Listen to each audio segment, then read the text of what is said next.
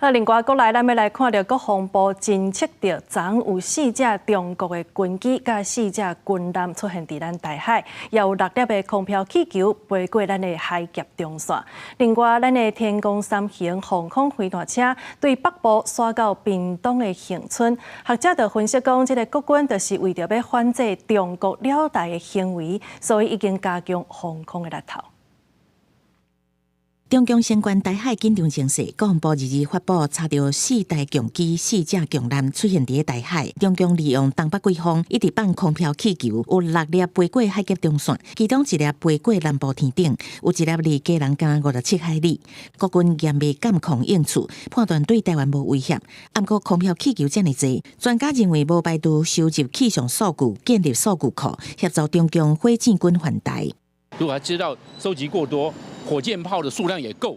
那它可以瘫痪到我们，因为火箭炮是实施面的摧毁，它不是点的打击，它是个面。因为火箭炮相对于导弹是在这个经济上、在价值上是比较便宜的。在战场上是比较广泛应用。国军阻挡强军伫无明定的所在冲突，2台天宫3型防空飞弹车透早出现伫恒春，车队走纵的画面吸引民众加油鼓励。飞弹车为北部刷到恒春，空军敢若表示是加强防空部署，可以进行一个轮训，也就是在防空飞弹旅、还有营以及连之间，可以有不同部队进行这个移训。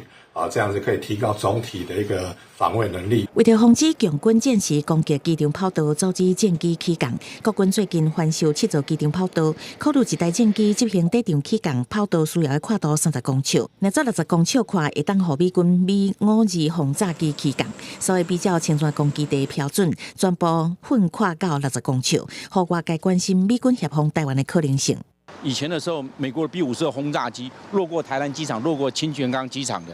我们清泉岗机场跑道是最宽的，它就是60公尺啊，这是非常宽的。跟盟军、